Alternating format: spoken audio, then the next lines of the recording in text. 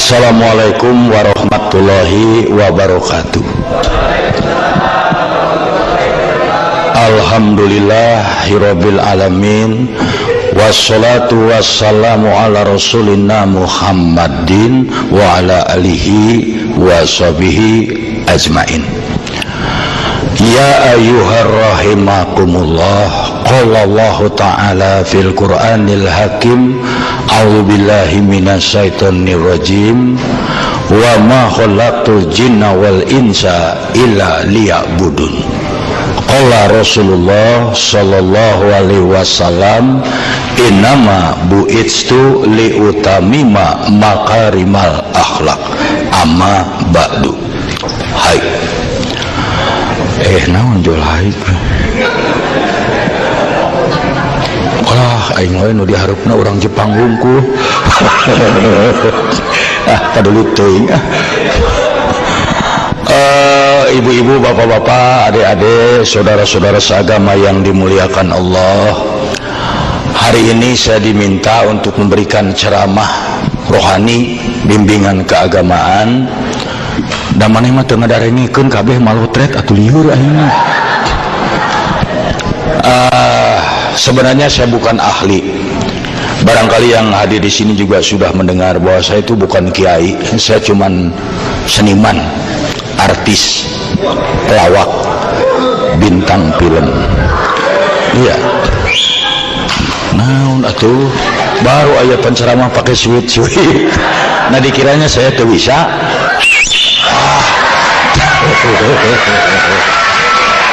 Nah, baiklah. Di dalam kesempatan kali ini saya ingin membawa kepada yang hadir sebuah kisah yang pernah terjadi di masa pemerintahan Khalifah Sayyidina Umar bin Khattab, yaitu kisah seorang panglima Islam, Jenderal Khalid bin Walid. Jenderal Khalid bin Walid seorang jenderal yang ditakuti lawan dan dicintai kawan. Namanya harum kemana-mana. Kalau beliau datang ke suatu tempat disambut dengan meriah. Hidup Khalid bin Walid, hidup Khalid bin Walid, kira-kira begitu. Once time, satu waktu, maaf pakai bahasa Inggris, malum pendidikan Amerika. Satu waktu Jenderal Khalid sedang berada di garis depan medan peperangan. Tiba-tiba secara mendadak datang sebuah surat perintah dari Panglima tertinggi Sayyidina Umar bin Khattab. Isinya singkat. Dengan ini saya nyatakan Jenderal Khalid bin Walid dipecat. Segera menghadap. Menerima surat pemecatan itu Jenderal Khalid sampai tidak bisa tidur. Masalahnya bukan apa-apa, karena merasa tidak bersalah. Nah, adik-adik yang kerja di sini juga dipecat tidak pugu-pugu, yakin tidak bisa tidur. Nah, tapi karena beliau mah prajurit yang baik, taat pada atasan, turut perintah, serahkan jabatan sama pengganti, langsung menghadap Umar bin Khattab. Assalamualaikum ya Amirul Mukminin. Waalaikumsalam. Please sit down. Silakan duduk. Langsung saja to the point. Saya menerima surat pemecatan. Apa benar saya dipecat? Umar bin Khattab menjawab, iya. Kalau soal dipecat, itu hak Anda atasan, saya bawahan. Tapi boleh saya tahu apa kesalahan saya sampai dipecat? Umar bin Khattab menjawab, Anda tidak punya kesalahan. Tapi dipecat?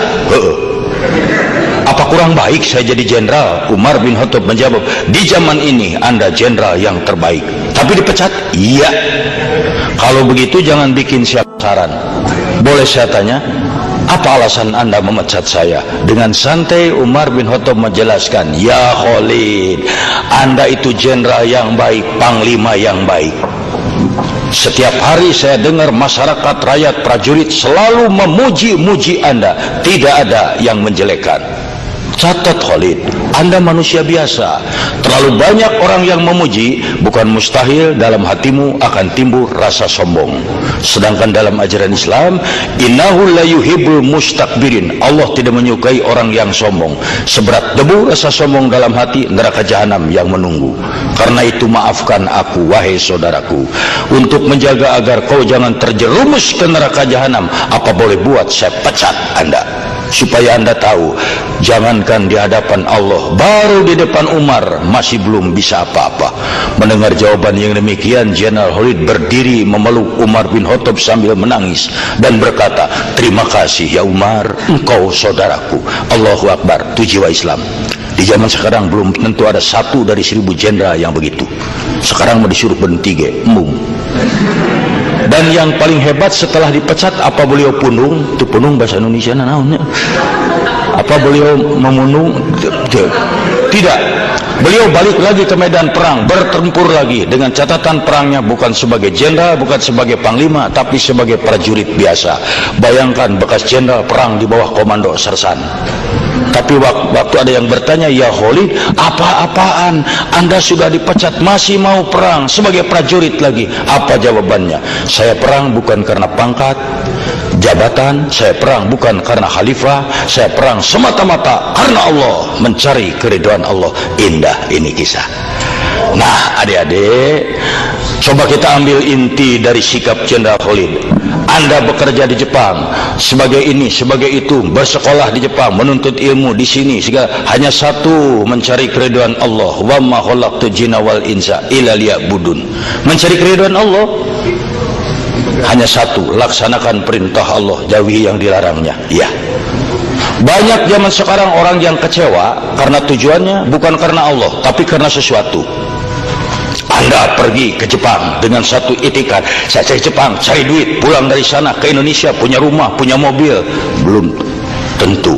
Saya datang ke Jepang, sulit cari kerja di sana, kita cari kerja di sini, gajinya gede segala. Begitu berhadapan di sini, penghasilan tidak seperti yang diharapkan, capeknya melebihi, Anda akan kecewa. Karena apa? Salah tujuan.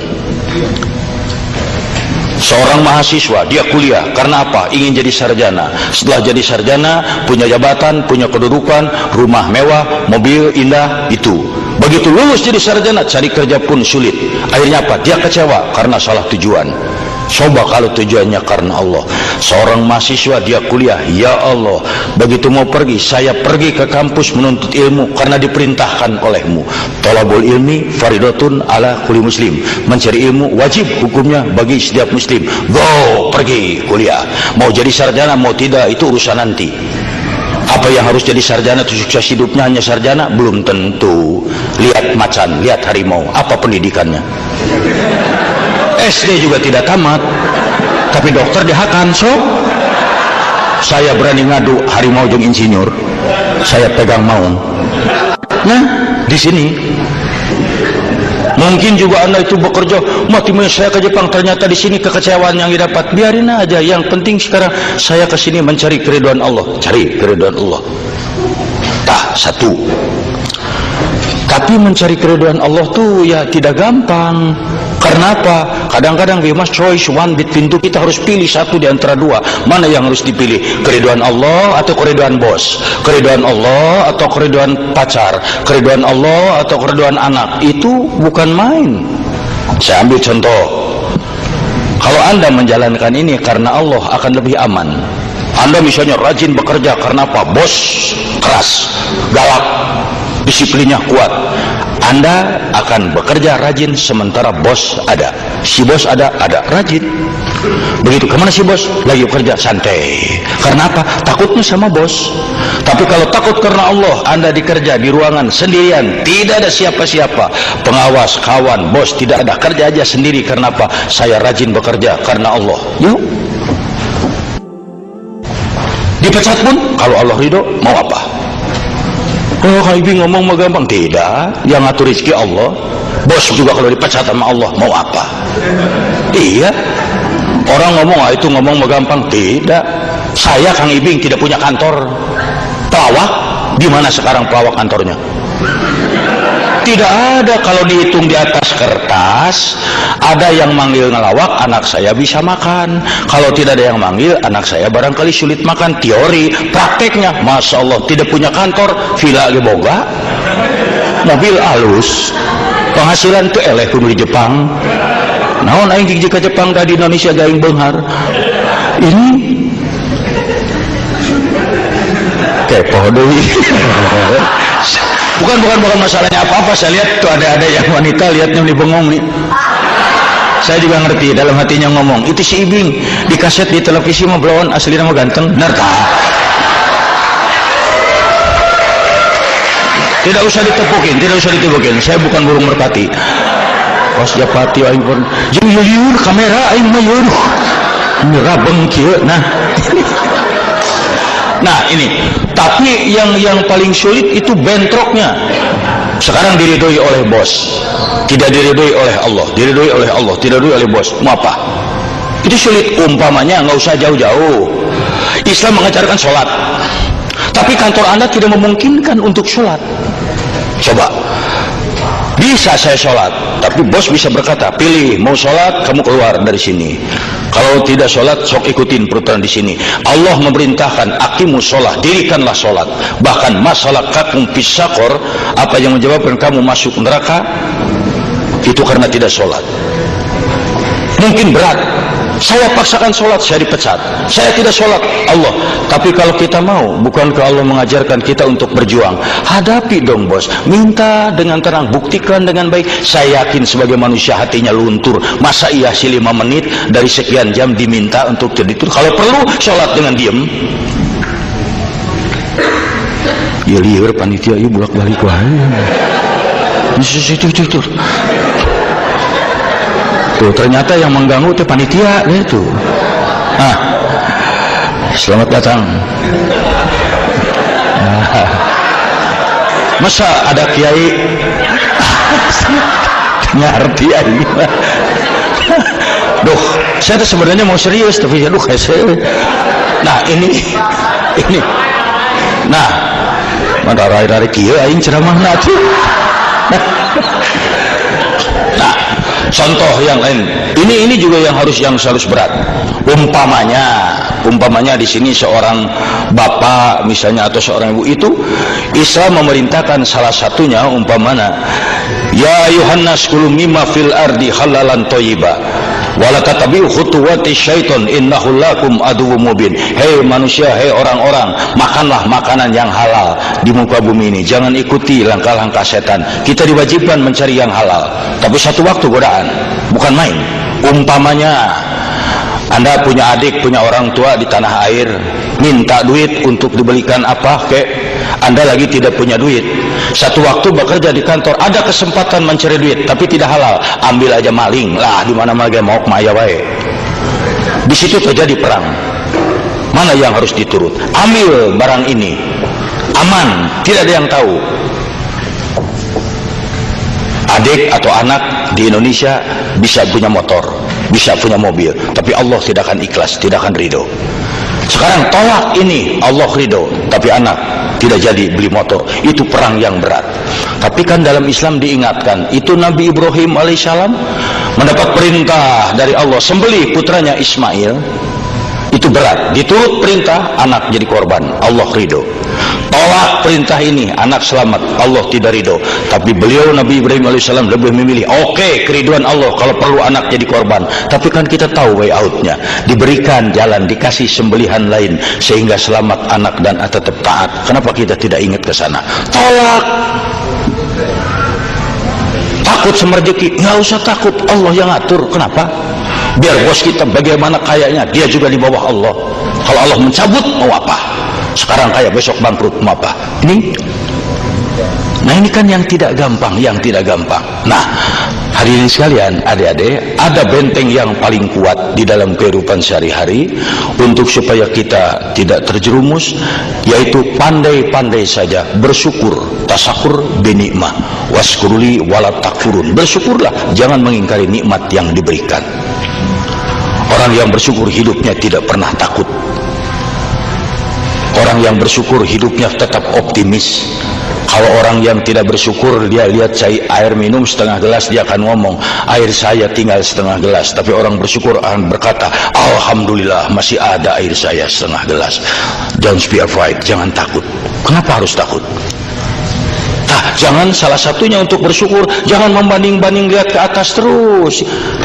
Dalam Islam itu tidak benar melihatnya ke atas. Orang lain di Jepang 1 tahun sudah punya ini, saya udah 5 tahun belum punya apa-apa. Jangan lihat ke sana, lihat ke bawah. Berapa banyak orang yang ingin ke Jepang? Anda nggak percaya, buka lamaran untuk kerja di Jepang, untuk misalnya ijazah SMA, kalau nggak sarjana juga seabrek-abrek daftar. Siapa sih yang nggak mau ke luar negeri, apalagi di kita masih luar negeri minded. Iya, sudah rasanya lebih hebat. Anda berpikir Anda sudah di Jepang, kenapa Anda nggak bersyukur?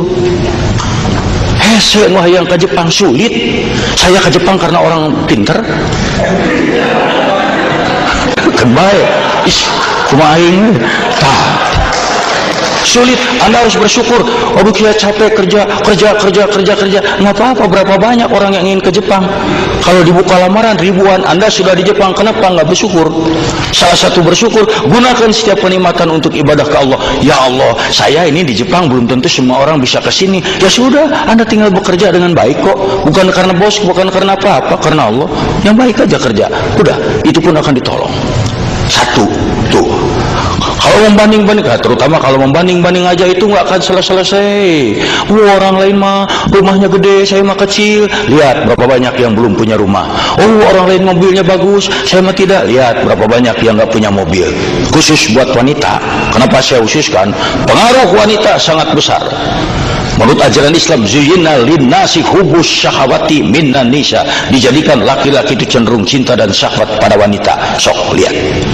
Makanya adik-adik kalau suami melihat yang cantik jangan ngambek, malah harus bersyukur. Alhamdulillah ya Allah, suami saya masih normal. Daripada nanti suami melirik terus pantat kambing, bahaya bang. Boleh melirik yang cantik, boleh sekali, itu dari Allah. 2-3 kali jangan dari setan. Sekali melihat, aduh cantik, Allahu Akbar, udah. Itu yang kedua jangan. Di mana rumahnya? Itu jangan. Orang yang mau bersyukur mah tenang-tenang saja, karena Allah tuh yang mengatur. Kalau Anda ingin bersyukur, nanti pulang dari sini lihat wajah sendiri di cermin, akan timbul rasa syukur. Allahu Akbar, alhamdulillah, indah sekali wajah saya ya Allah. Coba lihat ini, mata disimpan dua-duanya di sini, pas sekali. Anda mau digaji 1 juta yen 1 jam, tapi mata ditelunyuk. Memang kalau ngintip yang mandi tenang, terbang kunci itu. Tapi makan sambal repot siapa? Dah saya mah nggak mau. Kang Ibing 5 juta yen 10 menit. Waduh, 5 juta yen 10 menit. Tapi lubang hidung menghadap ke atas dah. Dah repot kalau musim hujan gimana? Begitu. Kesana kesini mesti pakai genteng. Wah repot. Tuh, saya mah lebih senang begini. Nah makanya Allah yang mengatur. Jangan takut, jangan takut. Gunakan aja setiap kenikmatan untuk ibadah kepada Allah. Karena apa? Kalau tidak digunakan, ina cilaka. Ada perintah umpamanya dalam ajaran Islam. Ini saya bukan apa-apa, ini berkaitan dengan musibah ya. Karena yang namanya musibah itu biar di Indonesia, biar di Jepang, biar di Kutub Utara bisa aja kena pada tiap orang. Musibah itu banyak. Dari mulai misalnya kecopetan, kemalingan, kebakaran, dirampok, sakit gigi, itu semua musibah, semuanya tabrakan musibah. Dan yang nanya musibah, kalau dia hinggap pada seseorang, dia tidak pernah pilih-pilih. Dari mulai karyawan sampai direktur bisa kena musibah. Dari yang buta huruf sampai sarjana kena musibah. Tidak ada orang yang bebas dari musibah karena ustadz atau sarjana. Tidak ada. Silakan tanya. Pak, Bapak pernah batuk? Oh tidak pernah. Kenapa? Apa dokter Anda? Saya tidak bisa. Saya bodoh. Bapak pernah sakit mata? Oh tidak pernah. Kapan direktur? Nggak bisa. Nah, dan orang yang musibah itu ya yakin bangsa manapun di dunia tidak ada orang yang mengharapkan atau kedatangan musibah. Betul nggak? Sok, biarin orang Jepang tanyain, apa mereka ada yang bangun berdoa tengah malam? Ya, saya ingin segera dapat musibah. Baik adik-adik perempuan atau laki-laki berdoa tengah malam, Gusti, saya yang gerak burut.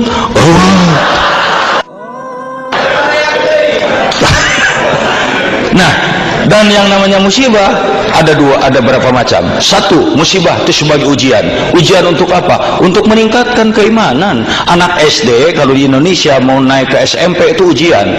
SMP mau pindah ke SMA, SMA mau ke mahasiswa, mahasiswa harus sarjana, ujian. Tanpa ujian tidak naik dia tingkatnya. Demikian pula keimanan, ketabahan terhadap Allah. Tanpa diuji tidak akan meningkat. La tublawuna fi amwalikum wa anfusikum. Kau bakal diuji mengenai diri dan hartamu. Ujian itu pasti banyak. banyak. Mungkin Anda nikah sama orang Jepang, ternyata orang Jepangnya itu punya pacar lagi, kemudian Anda merasa disakiti, itu musibah. Kenapa? Dan yang kedua, masobaka min hasana faminallahi wa masobaka min sayyati famin nafsi. Apa saja yang datang musibah kepadamu itu dari Allah. Apa aja kebaikan yang datang kepadamu itu dari Allah, dan apa saja musibah yang menimpa itu kesalahan darimu sendiri. Semua musibah itu kita yang salah. Sok renungkan. Kita jatuh, lagi jalan jatuh, kenapa tidak melihat? Kita yang salah. Kebakaran, kita yang salah, kenapa tidak teliti mademin kompor?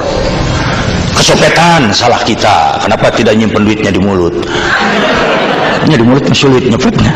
Tuh, salah kita salah. Tapi mungkin satu waktu kita punya kesalahan, kita punya musibah, dan setelah dipikir bukan kita yang salah. Umpamanya apa aja kesalahannya, Anda sudah begini, sudah baik, ternyata dapat juga musibah. Itu ujian. Itu ujian. Dan yang kedua itu kesalahan kamu sendiri. Ini dia. Karena musibah adalah kesalahan dari kita. Tabrakan, salah kita, kenapa tidak nyetir yang benar? Salah kita. Kebakaran, kenapa tidak teliti? Nah, ini yang namanya musibah itu. Mungkin juga yang lainnya karena musibah kita tidak taat menjalankan perintah agama. Contoh, ini buat di Jepang juga sama. Ada perintah, ya ayyuhalladzina amanu anfiqu min thayyibati makasabtum. Hei orang-orang yang beriman, infakkan sebagian rezeki hasil usaha di jalan yang halal. Penghasilan kita, gaji kantor, hasil dagang, hasil tani, hasil mengajar, bukan untuk kita semua. Di dalamnya ada hak untuk dinafkahkan di jalan Allah. Tolong orang susah, tolong orang butuh, keluarkan, kalau tidak dicabut oleh musibah. Ada teman yang datang, tolong kita pinjam duit, kita lagi nggak bisa duit, padahal ada duit, tapi karena pelit kita ngomong, oh kita juga lagi kosong. Bisa dibohongin? Bisa, tapi Allah tidak bisa dibohongin. Ada yang sumbangan masjid minta, ada ini tidak dikeluarkan. Allah Maha tahu. Jangan dikasihkan, jangan dikeluarkan, pelit kita tahan. Tapi satu waktu dicabut oleh musibah. Sebrot, sakit gigi 2 minggu, keluar duit buat ke dokter. Habak rumah diusir, keluar duit buat beli rumah. Ini makanya perhatikan. Kenapa meski di sini, meskipun di luar negeri, meski di mana, kenapa orang pelit banyak kena musibah? Kecopetan, kemalingan, ditipu orang, ini sakit ini. Ntar kalau sudah musibah ngantri baru dia ngomong, ya Allah, kenapa musibah tidak pernah berhenti? Apa dosa saya? Apa? Sudah jelas pelit. Keluarkan selain seri. Tah, mestinya harus berpikir. Tah, ini dia. Ini yang bisa saya sampaikan. Tidak usah lama-lama karena acara sangat banyak. Ya, dan sebelum nanti saya juga selesai, ini acara sangat banyak dan diberitahukan nanti panitia tadi berbisik pada saya, selesai acara semua ini yang hadir jangan dulu pulang karena masih ada satu acara penting, yaitu para panitia di sini akan demonstrasi memakan kursi. Wassalamualaikum warahmatullahi wabarakatuh.